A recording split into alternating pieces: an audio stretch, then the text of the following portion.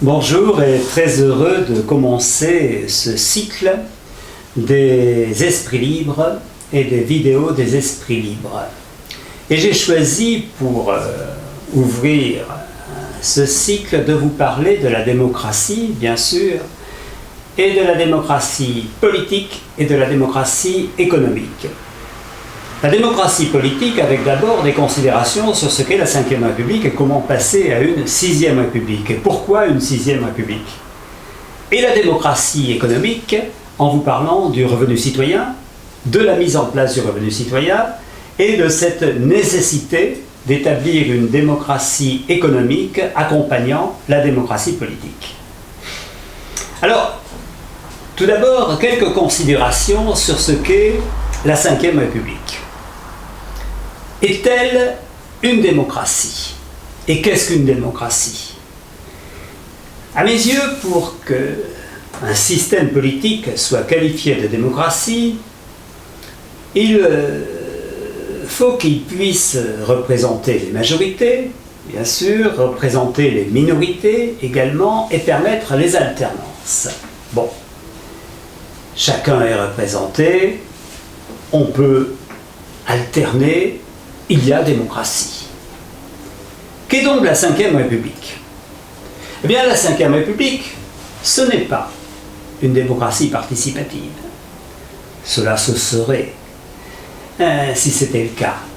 Elle est née d'un coup d'État avec une personnalité bien singulière, bien particulière. Coup d'État de 58 qui a mis en place un pouvoir personnel. Alors, ce pouvoir était un pouvoir personnel, mais avec un caractère démocratique, puisque l'élection législative permettait, ma foi, de changer de majorité. Le problème, c'est qu'en 62, le Maurassien, qui était le général de Gaulle, a voulu passer à une forme autre que parlementaire. Il a voulu établir un dialogue direct avec le peuple, en quelque sorte un lien direct avec le peuple, et il a préconisé l'élection du président de la République au suffrage universel direct. Alors là, on assiste à un changement de nature.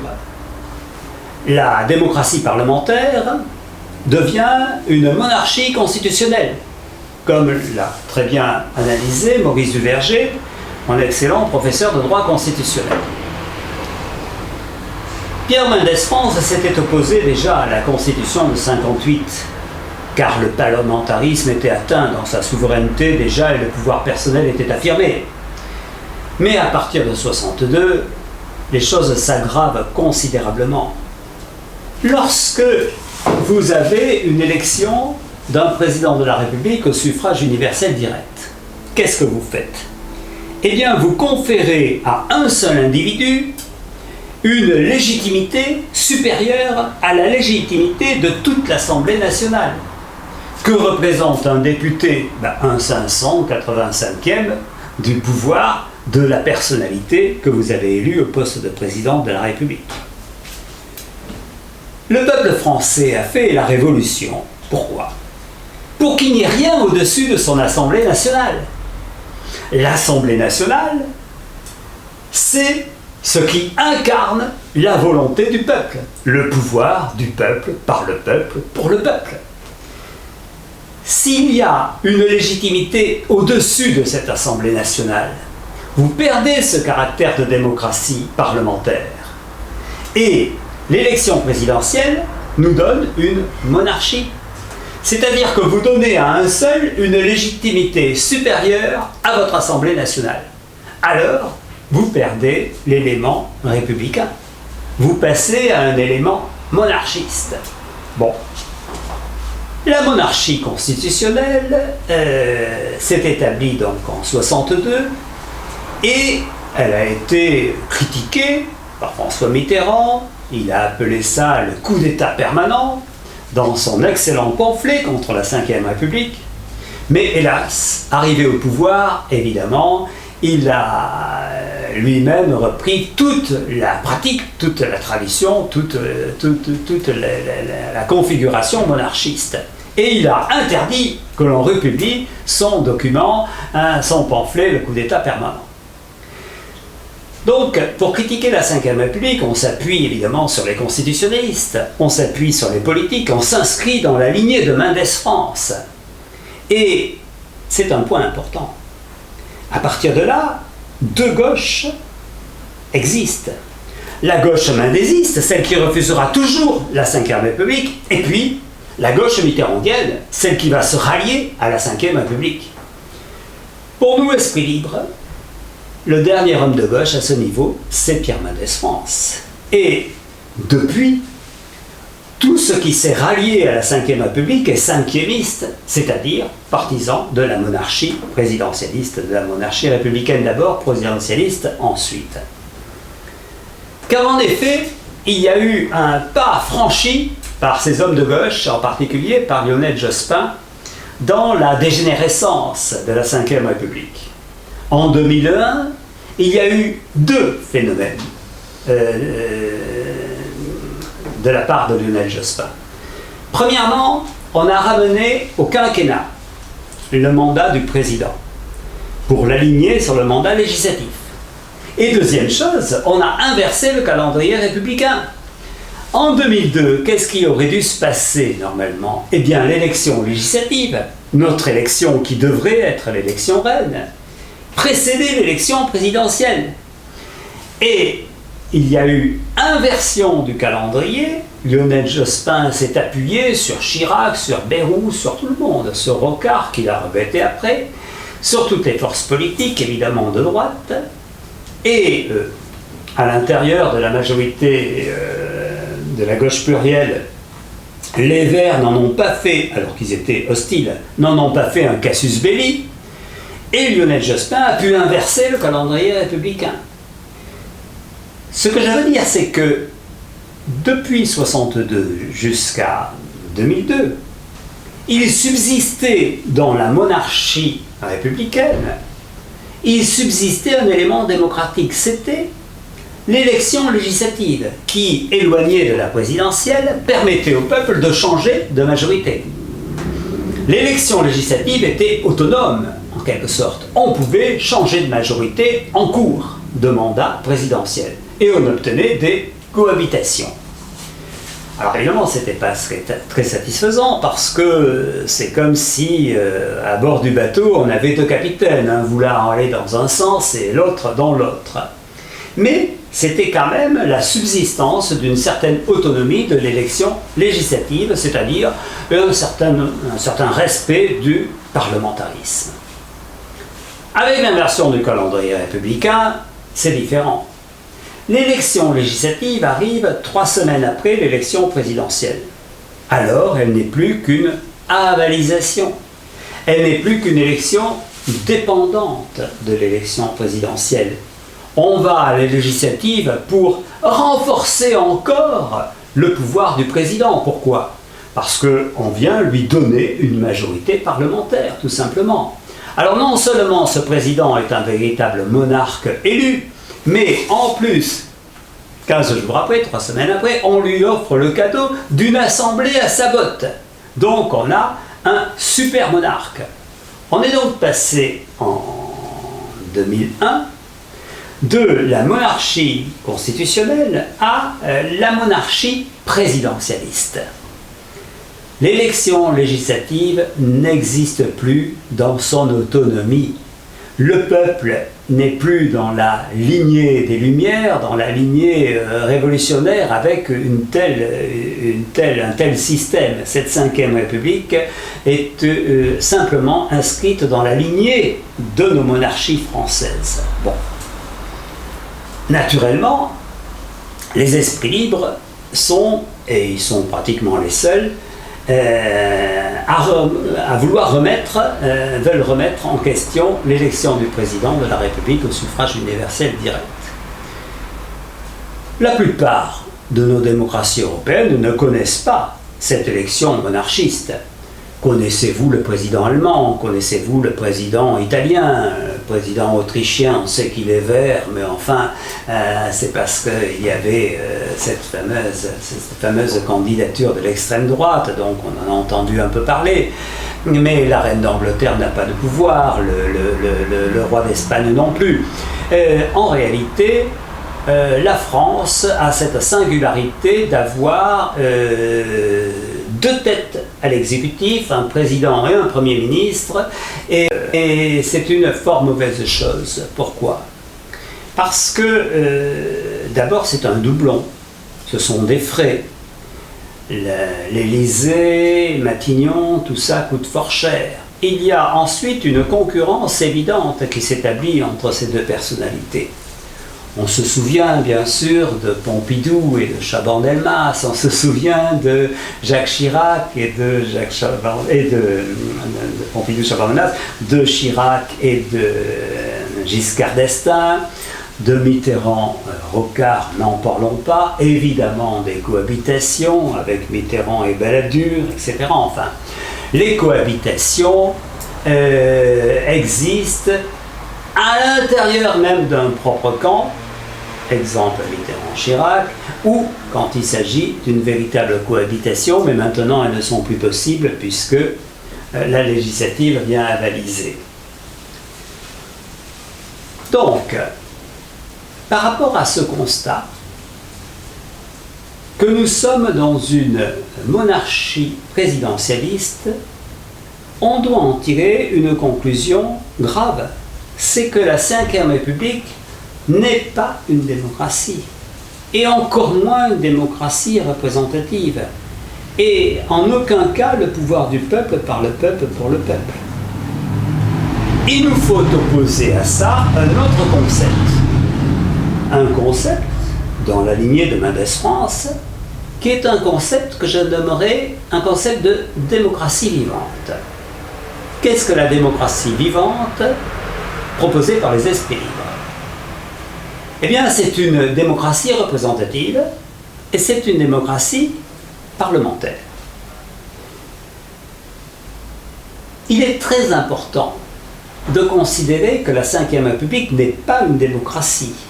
Parce que si nous considérons qu'elle est une démocratie, alors, vu l'état actuel des choses, vu que les gens ne votent plus, majoritairement ne votent plus, vu la crise de confiance dans nos institutions, si on considère que c'est une démocratie, il serait légitime, un citoyen serait fondé à dire que la démocratie n'est pas bonne, tout simplement.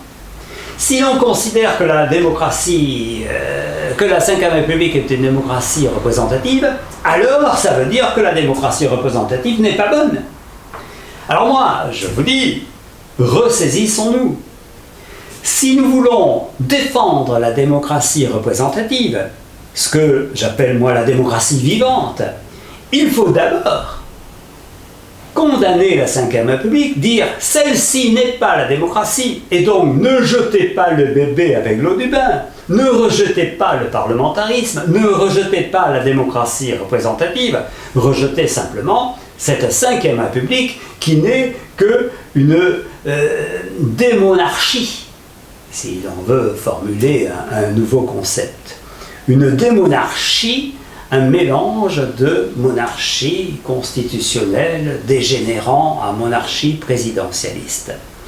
Des monarchies qui vient s'ajouter à ce qu'on appelle la démocrature, le mélange de démocratie et de dictature que l'on connaît dans d'autres États que vous connaissez avec Poutine ou avec Erdogan par exemple. La question maintenant, c'est bien de refuser cette Ve République en affirmant notre accord avec la Révolution française d'abord, c'est-à-dire que rien ne doit être au-dessus de notre Assemblée nationale. Notre Assemblée nationale doit être l'instance suprême, celle qui représente véritablement notre peuple.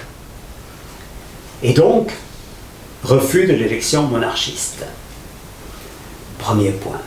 Affirmer la démocratie vivante, c'est aussi avoir un certain nombre d'exigences. À quoi cette démocratie vivante doit répondre? Quelles sont les exigences pour avoir une vraie démocratie? Eh bien, je verrai, moi, 3 points. Donc. Le premier point, c'est que chaque citoyen soit vraiment représenté, que toutes les minorités soient représentées dans l'Assemblée nationale et dans toutes les instances élues. La représentativité, la représentation de chacun, c'est l'élément essentiel. Deuxième point, eh bien que ce soit gouvernable cette affaire, que si chacun est représenté, on puisse aussi gérer les affaires du pays. La politique, c'est quand même l'organisation de la cité, on puisse organiser la cité. Ça exige qu'il y ait une majorité qui ait les moyens de gouverner. Et troisième point, que l'on puisse avoir des alternances.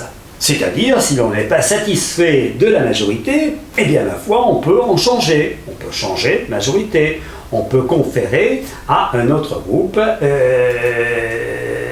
une vocation majoritaire et avoir donc l'alternance. Alors, cette démocratie vivante que nous préconisons, donc je vous le dis, se passe de l'élection présidentielle, la dénonce et ne la souhaite plus. À minima,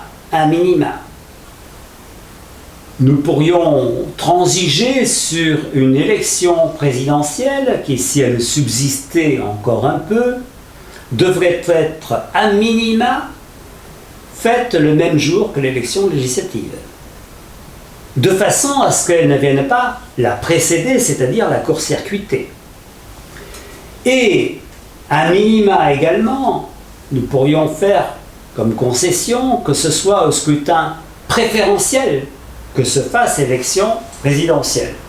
Alors, je n'insiste pas sur ce qu'est le scrutin préférentiel, mais si vous voulez, c'est ce qui permet à chaque citoyen de dire qui il préfère et de donner des points en quelque sorte à chaque candidat de façon à ce que l'on écarte en quelque sorte les extrêmes et l'on nomme le plus consensuel des candidats. Bon.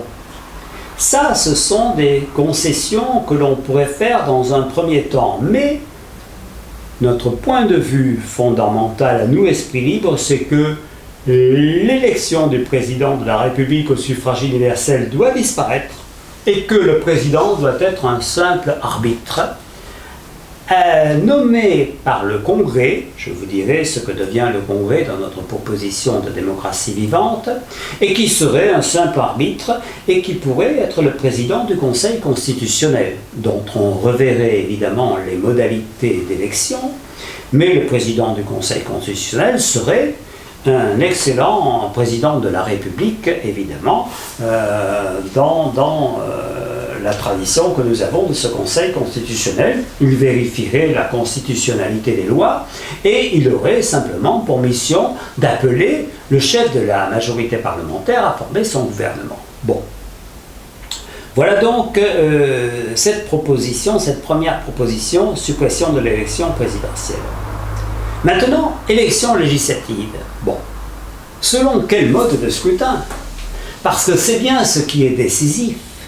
Comment pouvons-nous représenter tous les citoyens avec une Assemblée nationale? Bon. Alors,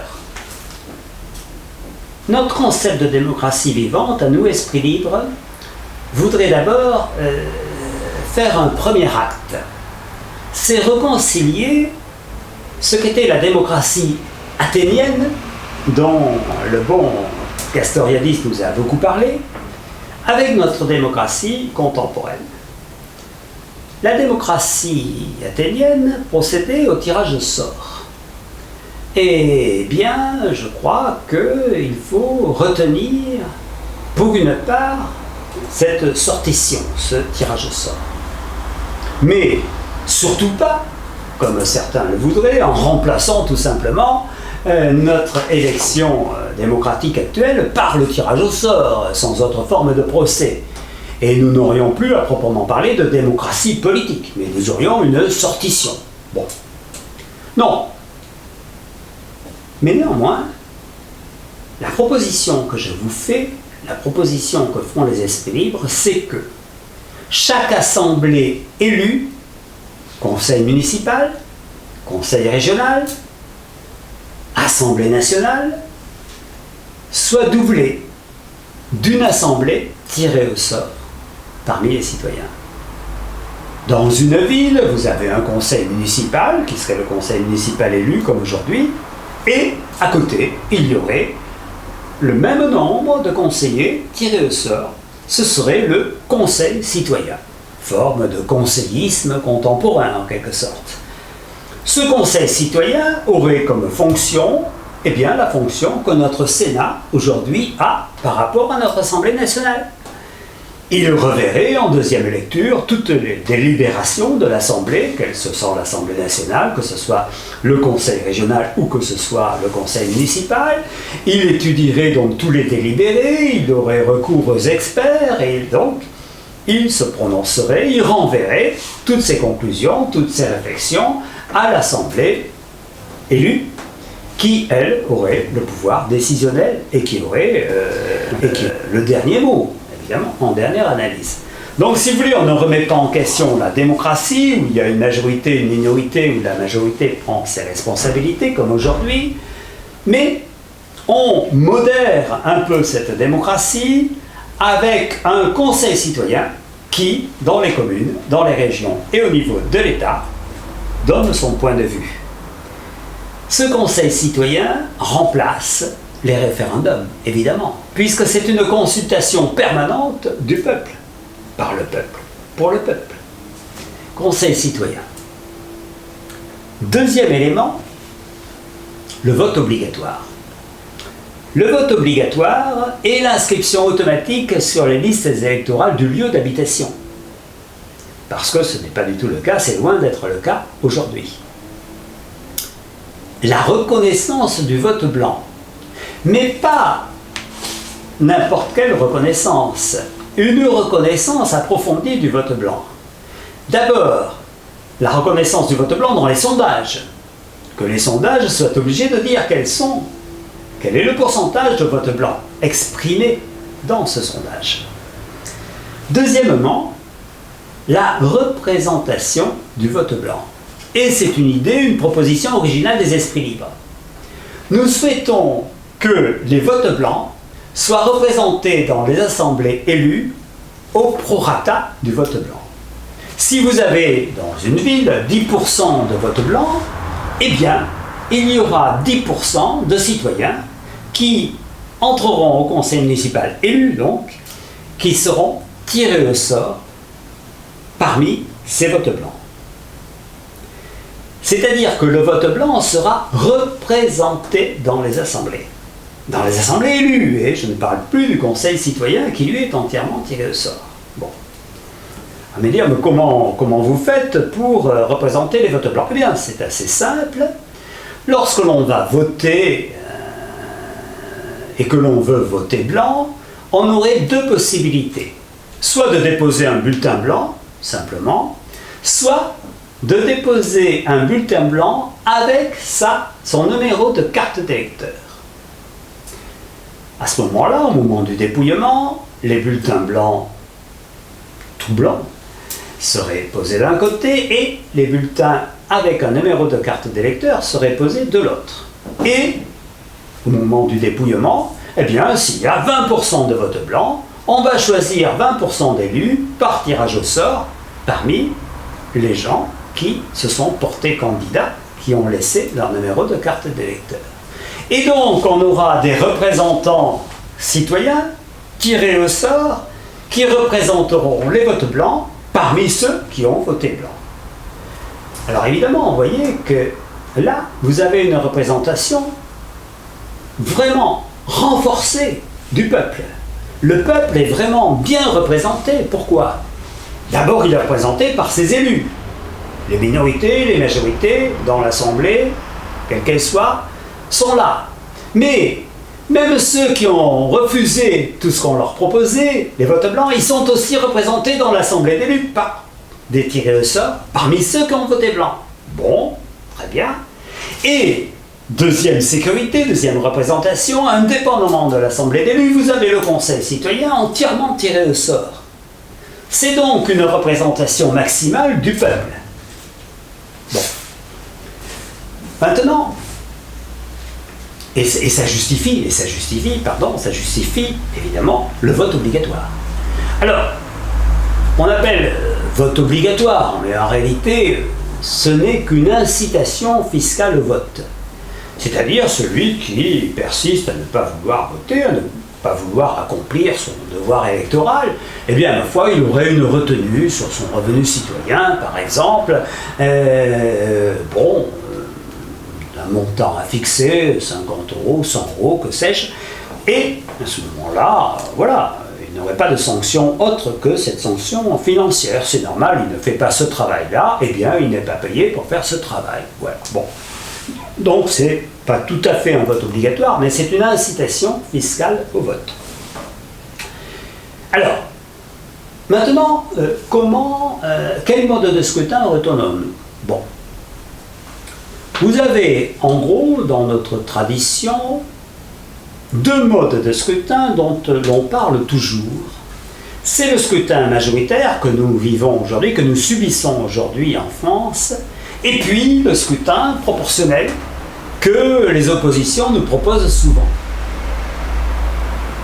Ce qu'il faut voir là, c'est qu'il s'agit de deux modes de scrutin marginaux, extrêmes, car entre le scrutin majoritaire et le scrutin proportionnel, il y a une multitude de combinaisons possibles qui sont des scrutins mixtes.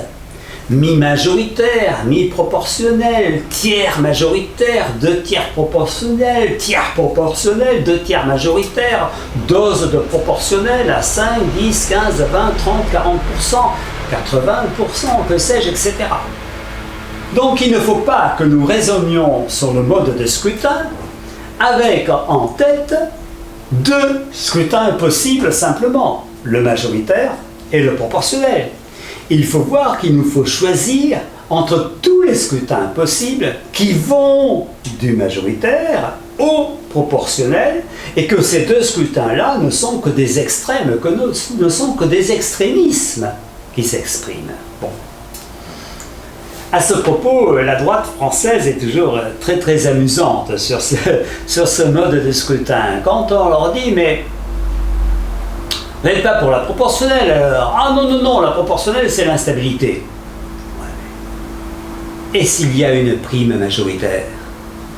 Et si on fait une proportionnelle en donnant une prime majoritaire à la liste arrivée en tête à l'issue du deuxième tour? Il n'y a plus de problème d'instabilité, puisqu'il y a une proportionnelle d'une part et une majorité d'autre part qui sort de l'élection. C'est la proposition des esprits libres.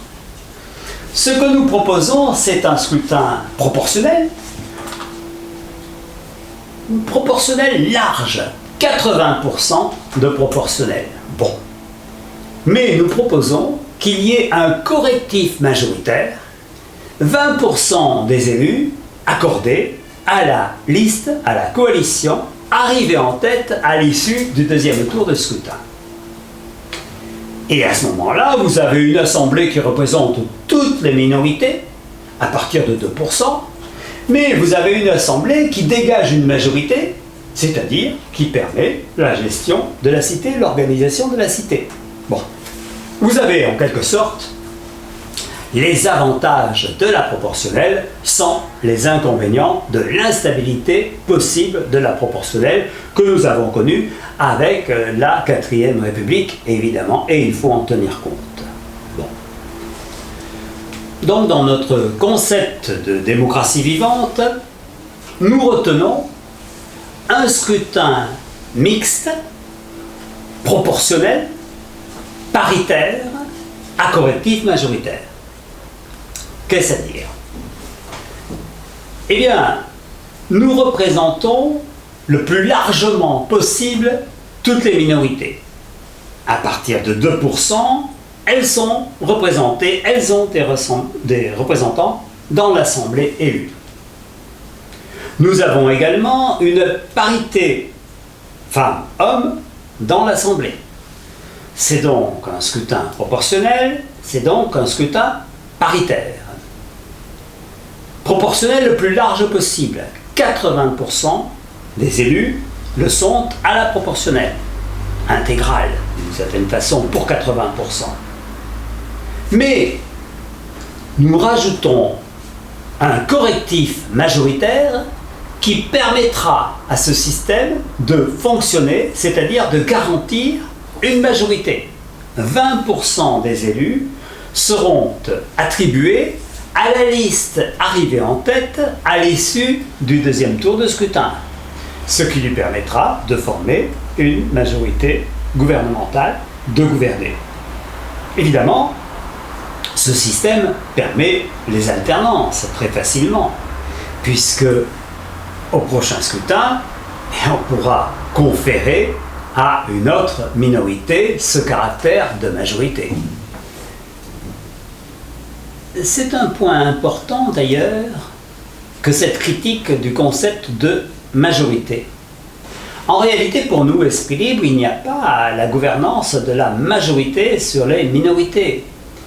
Il y a simplement que nous conférons, que nous accordons à la plus forte minorité qui s'est dégagée dans le scrutin, nous lui conférons un caractère majoritaire en lui accordant une prime au gagnant. C'est-à-dire que c'est la plus forte minorité qui a droit à cette prime majoritaire, qui a droit d'être considérée comme une majorité.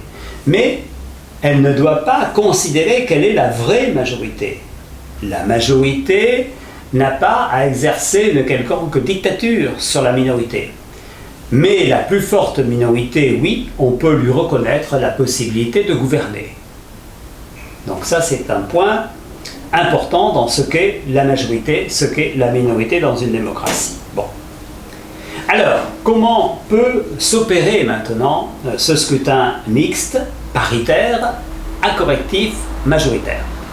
Eh bien, on peut retenir 400 députés, par exemple. Ça semble raisonnable de réduire leur nombre pour les rendre plus efficaces et plus visibles d'une certaine façon. Et nous aurions un scrutin de circonscription, 180 circonscriptions. Pour faire le lien avec le scrutin actuel, on conserverait le scrutin de circonscription au moins dans un premier temps. Et nous aurions,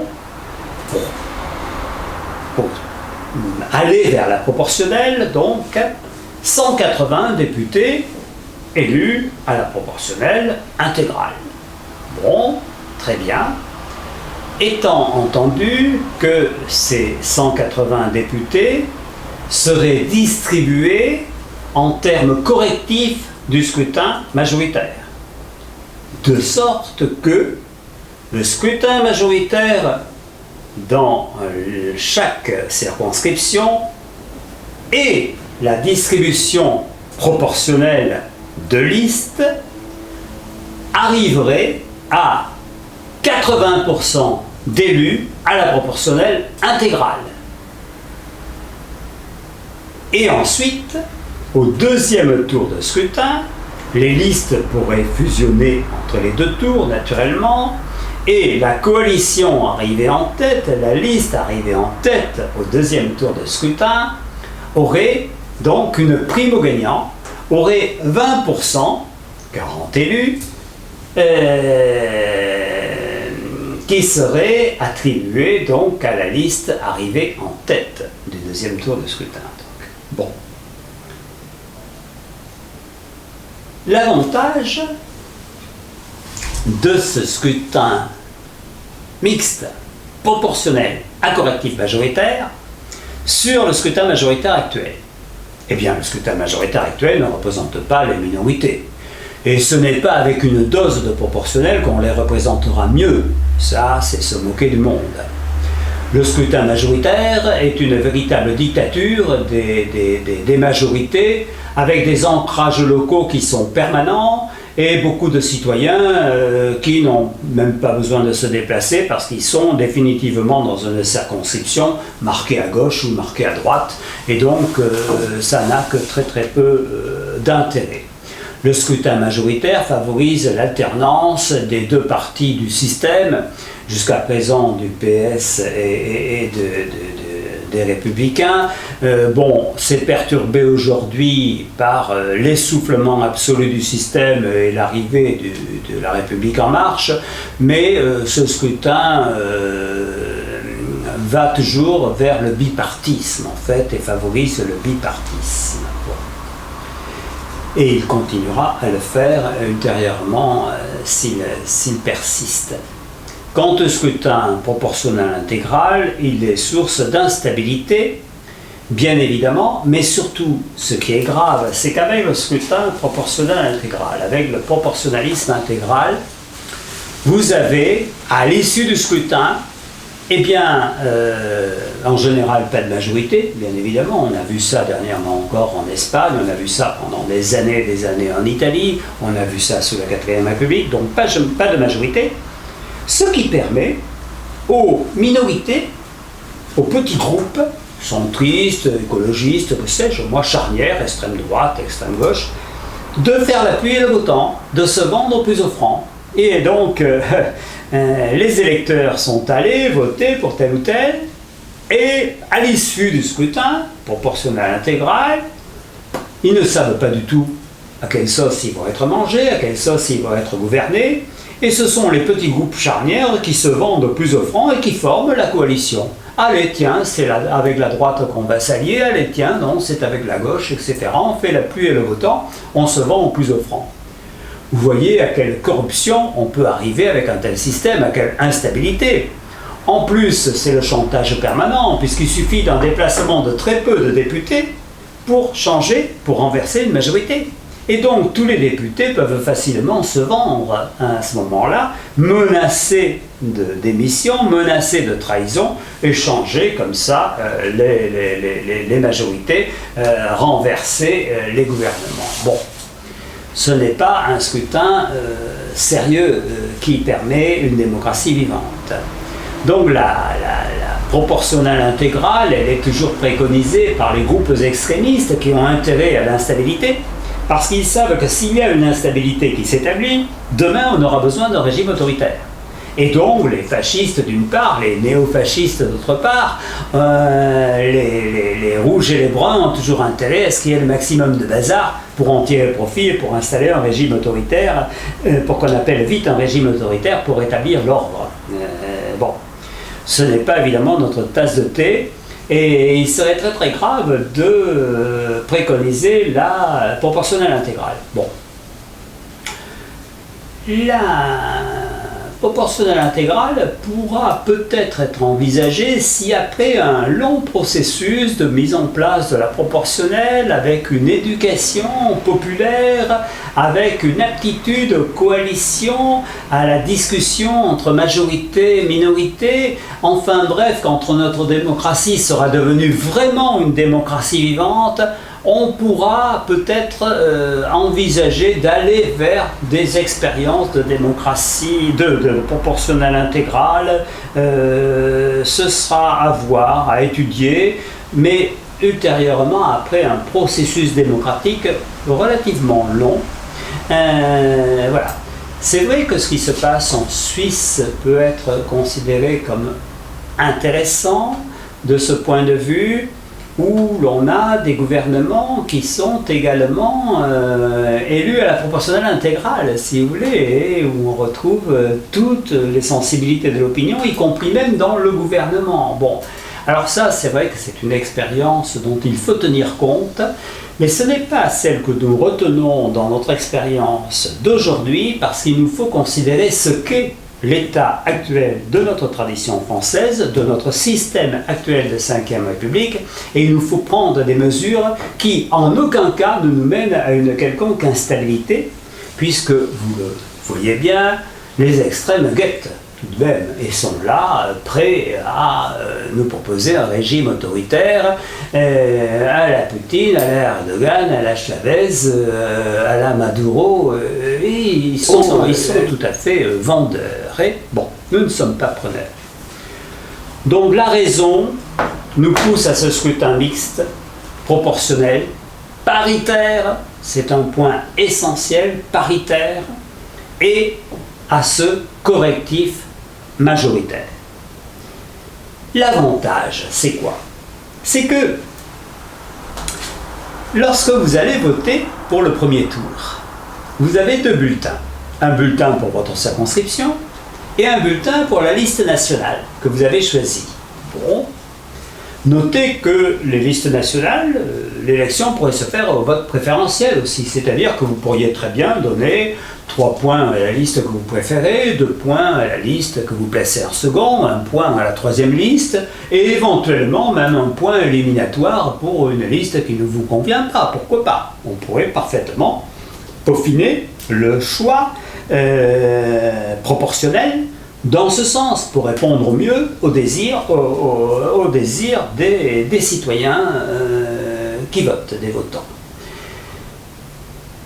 Évidemment, à l'issue du premier tour, donc, on a les résultats. Toutes les listes qui ont plus de 2% ont des élus. Ça y est, on sait comment sera composé 80% de l'Assemblée nationale. Bon. La distribution proportionnelle se fait, elle vient corriger dans un sens proportionnel donc les résultats des circonscriptions, très bien, et s'ouvrent des négociations entre chaque liste pour former une coalition gouvernementale qui se présente au deuxième tour. Toutes les petites listes peuvent fusionner avec des listes plus importantes. La coalition qui va gouverner se fait devant l'électeur, entre les deux tours, et non pas, comme je vous l'indiquais tout à l'heure avec le système proportionnel, après l'élection, sans en informer l'électeur. Non, là c'est devant tout le monde, devant l'électeur, que les coalitions se font. Avec le gros avantage, c'est que les extrêmes, qui sont généralement incapables de faire des coalitions et de trouver des alliés, eh bien, sont facilement marginalisés, sont éliminés, sont disqualifiés dans la course à la prime aux gagnants, n'iront pas au gouvernement. Et les partis démocratiques qui prennent la responsabilité de s'allier aux extrêmes sont obligés de le faire devant tout le monde, avant le deuxième tour. Donc on peut les éliminer, les disqualifier également. Donc c'est en toute clarté que l'on va choisir la coalition qui va nous gouverner, et à l'issue du deuxième tour, eh bien, la coalition qui arrive en tête, la liste qui arrive en tête, a la fameuse prime de 20%, de 4, 6, 8, donc 20% d'élus qui lui sont attribués la prime au gagnant qui lui permettra de gouverner. Voilà comment se passe un peu cette élection, donc ce scrutin mixte, proportionnel, paritaire, à correctif majoritaire. Dans le système de fonctionnement de l'Assemblée, évidemment, il faut s'en tenir à un strict non-cumul des mandats. Et la proposition des esprits libres, c'est 2 mandats consécutifs, pas plus. Actuellement, La République En Marche a proposé 3 mandats consécutifs. C'est trop, c'est trop. Pourquoi 3 mandats? On fait un mandat, ma foi, l'électeur se prononce, dit s'il est satisfait ou pas, on en fait un deuxième, et puis à ce moment-là, ça va, on a accompli sa mission. Ce qu'on n'a pas pu faire pendant le premier, on le fait pendant le deuxième, mais on ne va pas revenir une 3e fois, histoire de ressasser l'affaire. Non, on fait autre chose, on revient à son métier original, etc., à son métier d'origine, et on laisse un peu la place à d'autres imaginations. Donc, un strict non-cumul et un non-cumul dans le temps, 2 mandats consécutifs, pas plus. Et également à la fin de la délégation des votes. Vous avez fameuses délégations de vote qui permettent à des députés absents, à des conseillers municipaux absents, de voter parce qu'un autre a porté une procuration. Au Sénat, même ils s'amusaient avec des procurations de groupe, c'est-à-dire un seul pouvait voter pour tout le groupe. Les sénateurs sont de véritables feignants, il faut supprimer évidemment le Sénat. Vous avez compris que notre Conseil citoyen national supprime évidemment le Sénat et au passage le Conseil économique et social. Ce Sénat est une chambre de retraite pour les élus, pour ceux qui n'ont pas été élus à l'Assemblée en général. C'est une véritable chambre de feignants. Et le Conseil économique et social, ça consiste à placer les petits copains. Et donc tout ça doit être supprimé, remplacé par le Conseil citoyen national, entièrement tiré au sort, bien évidemment. Et le bicamérisme est conservé. Il est même inauguré au niveau de la région. Vous avez un bicamérisme au niveau de chaque commune, bicamérisme également. Vous avez donc des conseils citoyens partout, à tous les niveaux, communal, régional et national. Voilà donc la fin de la délégation de vote, ce strict non-cumul des mandats. Bon, alors, quelles mesures d'accompagnement maintenant pouvons-nous faire pour, à partir de cette mise en place de notre élection mixte, proportionnelle, paritaire, à correctif majoritaire? Bon. Eh bien, d'abord, la simplification administrative. Les départements doivent subsister, mais subsister en tant que simple circonscription des régions. C'est-à-dire que le conseil départemental doit disparaître véritablement, et c'est le conseil régional qui doit siéger soit en commission plénière au niveau de la région, soit en commission départementale au niveau du département. Et donc ce sont la même équipe qui gère les affaires au niveau régional, au niveau départemental. Le département ne disparaît pas, il devient une circonscription de la région, mais au passage, ça fait un échelon administratif de moins. 90 conseils départementaux de moins, c'est toujours ça de prix pour les finances publiques. Vous voyez l'économie considérable que l'on fait, surtout quand on voit comment on utilise l'argent. Bon. Et donc, vous avez cette simplification administrative. On se réconcilie également avec la notion de fédéralisme, puisque les esprits libres, vous le savez, se réclament du fédéralisme et du fédéralisme européen de la zone euro. Donc, si vous voulez, le jacobinisme est condamné dans notre système. La large proportionnelle va dans ce sens, bien évidemment, d'un État moins centralisé. Le jacobinisme est condamné, c'est donc le girondisme qui est défendu. Nous sommes des girondins, et nous sommes des fédéralistes, effectivement. Et en retenant la notion de fédéralisme, nous avons une avancée considérable dans l'appréhension de ce que doit être la démocratie vivante. Bien évidemment, le fédéralisme est retenu.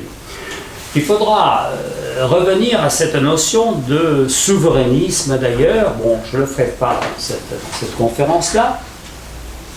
Mais pour nous, il n'y a pas de souverainisme national possible. Dans le concert des nations aujourd'hui, la nation est une entité trop faible, trop petite, pour pouvoir s'imposer aux grands.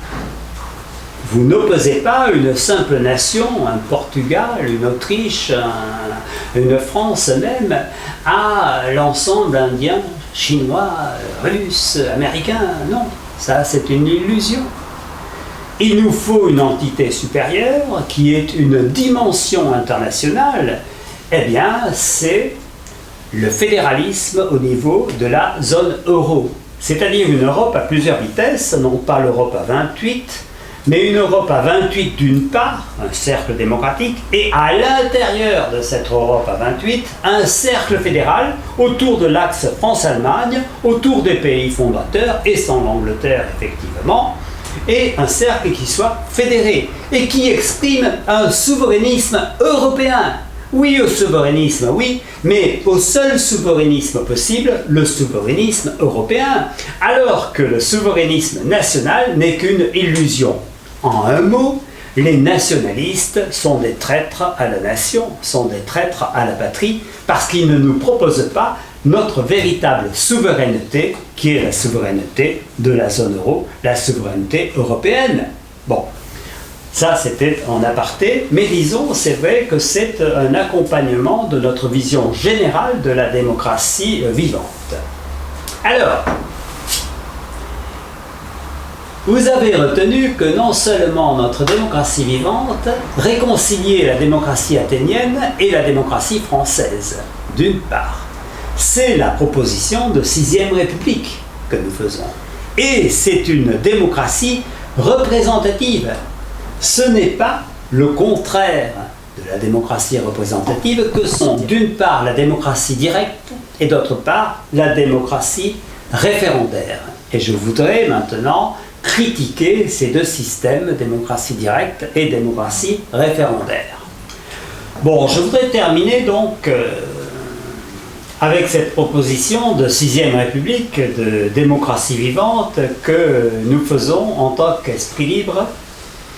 Et je voudrais terminer en dénonçant les faux amis, c'est-à-dire ceux qui prétendent à une 6e République ou ceux qui critiquent la 5e République, mais sont des antilibéraux.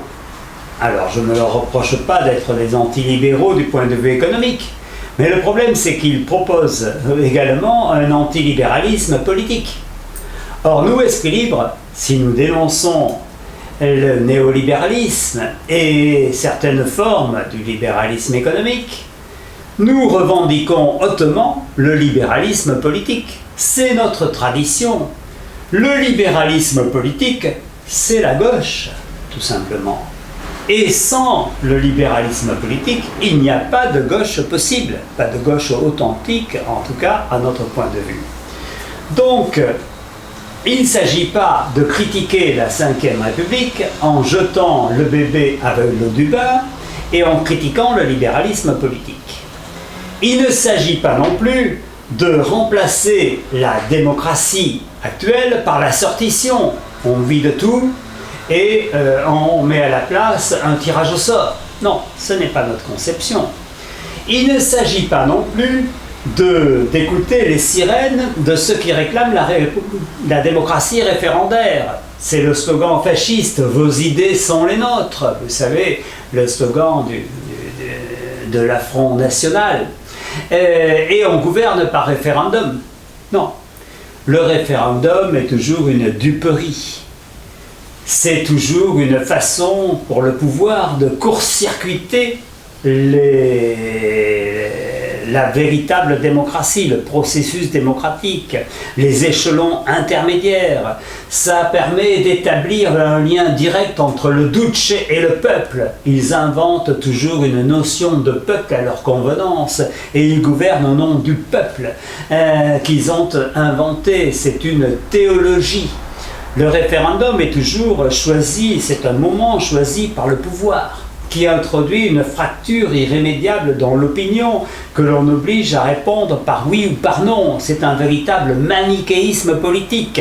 Et c'est un processus qui se fait sans aucun amendement possible, sans aucune concertation possible. La plupart du temps d'ailleurs, les gens ne répondent pas à la question qui a été posée, et posée d'une certaine façon. On ne peut pas changer la façon dont elle a été posée, on ne peut rien amender, mais répondre à toute autre chose. Ils répondent souvent à la personne qui a posé, et non pas à la question qui a été posée. Donc tout ça ne correspond pas à notre point de vue. Nous ne voulons pas de la démocratie référendaire, qui est la pire qui soit. C'est la démocratie de l'extrême droite, c'est la démocratie aussi des sociofascistes, c'est la démocratie des rouges-bruns. Nous n'en voulons en aucun cas. Pas plus que nous ne voulons non plus maintenir le pouvoir personnel. C'est-à-dire que vous remarquerez que souvent ceux qui critiquent la 5e République ne proposent pas de supprimer l'élection du président de la République au suffrage universel et veulent garder la monarchie. Pourquoi? Parce qu'ils savent qu'avec la monarchie, ils pourront exercer le pouvoir à leur convenance. Et ce n'est pas notre point de vue à nous. Nous sommes pour la démocratie, pour le régime parlementaire, contre le pouvoir personnel. Et d'autre part, notre piège encore, c'est que des adversaires de la 5e République proposent le fameux mandat impératif, c'est-à-dire la révocation des élus en cours de mandat. Le mandat impératif, évidemment, c'est une manipulation absolue qui permettrait à des majorités de se débarrasser d'élus minoritaires, évidemment, en cours de mandat. Ça court-circuiterait complètement le mandat et disons ce serait l'ère des passions, l'ère de la campagne électorale permanente, des affects négatifs, de la violence politique qui amplifierait évidemment, puisqu'il s'agirait toujours de destituer les uns, de destituer les autres, et c'est évidemment le triomphe de la démocratie référendaire dont nous ne voulons pas. L'élu a besoin d'un temps, a besoin d'une concertation, a besoin d'une réflexion en dehors du flot médiatique, en dehors du sensationnalisme, en dehors des campagnes de violence et en dehors de la personnification. Et les élus minoritaires ne doivent pas se sentir menacés par les élus majoritaires, et donc le mandat impératif est tout à fait contradictoire avec la démocratie politique telle que nous la voulons. Donc, pour nous, défense du libéralisme politique, refus du pouvoir personnel, refus de la démocratie référendaire et évidemment refus aussi de la démocratie directe, je dirais, qui n'est pas applicable à partir d'un certain nombre de populations. Voilà, et vous avez compris la modération que nous voulons apporter à tout cela. Et aujourd'hui, très concrètement, la dernière chose, je terminerai là-dessus, c'est sur ce qui nous menace en quelque sorte, puisque le pouvoir, la République en marche, va nous sortir probablement de son chapeau une dose de proportionnel pour l'élection à venir, en maintenant l'élection présidentielle avant la législative. Vous avez compris qu'il s'agirait là d'une fumisterie et que nous la combattons évidemment. Ce n'est pas d'une dose de proportionnel que nous voulons, c'est véritablement d'une proportionnelle large, quasi intégrale à 80%. Je vous remercie de votre attention.